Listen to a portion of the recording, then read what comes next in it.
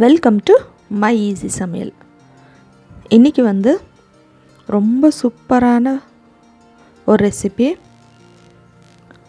பலாப்பழம் பாயசம் எப்படி செய்கிறதுன்னுட்டு இன்றைக்கி பார்க்கலாம்.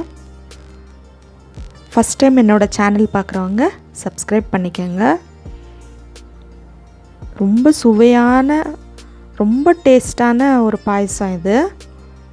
கண்டிப்பாக எல்லோரும் இதை ட்ரை பண்ணி பாருங்கள்.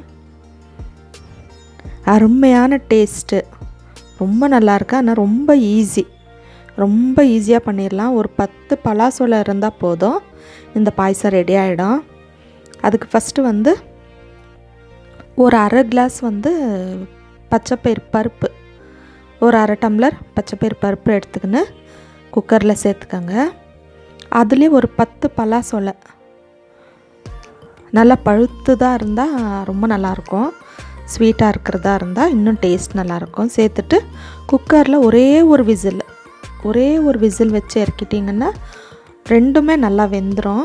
பாருங்கள், நல்லா வெந்துருச்சு. ஒரே ஒரு விசில் தான். இதை இப்போ நம்ம வேணும்னா நீங்கள் கட் பண்ணி கூட சேர்த்துக்கலாம். ஆனால் இப்படி பண்ணால் ரொம்ப நல்லாயிருக்கு. இதை ஒரு பாத்திரத்தில் 2லேருந்து 3 ஸ்பூன் நெய் சேர்த்துருக்குறேன். சேர்த்துட்டு இப்போ வேக வச்சதை நம்ம இதில் சேர்த்துடலாம். டேஸ்ட்டுனா அப்படி ஒரு டேஸ்ட்டு, ரொம்ப டேஸ்ட்டாக இருக்குது. நீங்கள் சாதாரணமாக பாயசம் பண்ணுறது இந்த பாயசத்துக்கும் நிறைய டிஃப்ரென்ஸ் இருக்குது. நீங்கள் கண்டிப்பாக ட்ரை பண்ணி பாருங்கள், ரொம்ப டேஸ்ட்டாக இருக்கும்.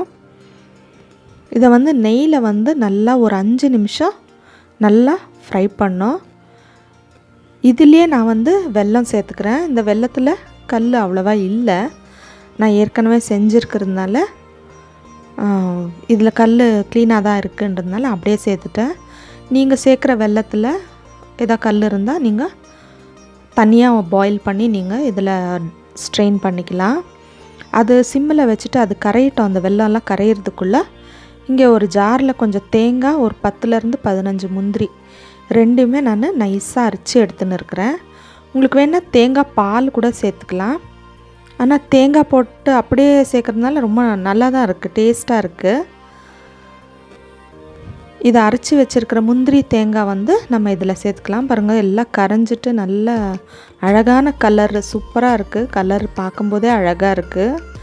இப்போ இதில் நம்ம இந்த அரைச்சி வச்சுருக்கிற தேங்காய் முந்திரி பேஸ்ட்டை நம்ம இதில் சேர்த்துட்டு எவ்வளோ தேவையோ அவ்வளோ மட்டும் தண்ணி சேர்த்துக்கோங்க. அதுலேயே ஜார்லேயே கலந்து சேர்த்துருங்க. 1 கிளாஸ் தண்ணி சேர்த்துட்டு நல்லா கலந்து விட்டுருங்க. கலந்து விட்டுட்டு கொதிக்க விடலாம். இப்போ அந்த தேங்காவோட பச்சை ஸ்மெல்லெல்லாம் போனோம். இவ்வளோ நொரையாக இருக்கிறது நொரை அடங்கிடும். அந்த அளவுக்கு நம்ம கொதிக்க வச்சுட்டாக்கா கொஞ்சம் ஒரு 5லேருந்து 6 நிமிஷம் நீங்கள் கொதிக்க வச்சிங்கன்னா அந்த நொரை அடங்கிடும். இந்த நொரை அடங்கின அப்புறம் பாயசம் ரெடி ஆகிடும். அவ்வளோதான். பாருங்கள், இது ஒரு 5லேருந்து ஒரு 7 நிமிஷம் நான் கொதிக்க வச்சுருக்கிறேன். அந்த பச்சை வாசனை போகிற வரைக்கும் கொதிச்ச அப்புறம்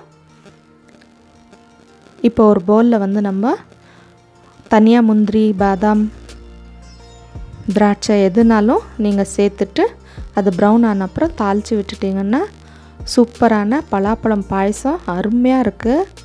ரொம்ப டேஸ்ட்டாக இருக்குது. கண்டிப்பாக ட்ரை பண்ணி பாருங்கள். கொஞ்சம் திக்காகவே நீங்கள் வச்சுக்கினீங்க.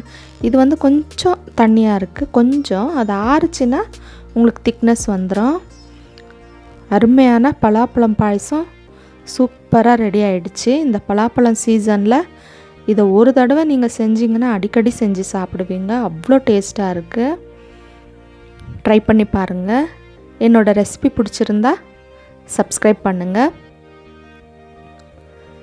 இதே மாதிரி நிறைய ரெசிபிஸ் பார்க்குறதுக்கு என்னோடய சேனலுக்கு சப்போர்ட் பண்ணுங்கள்.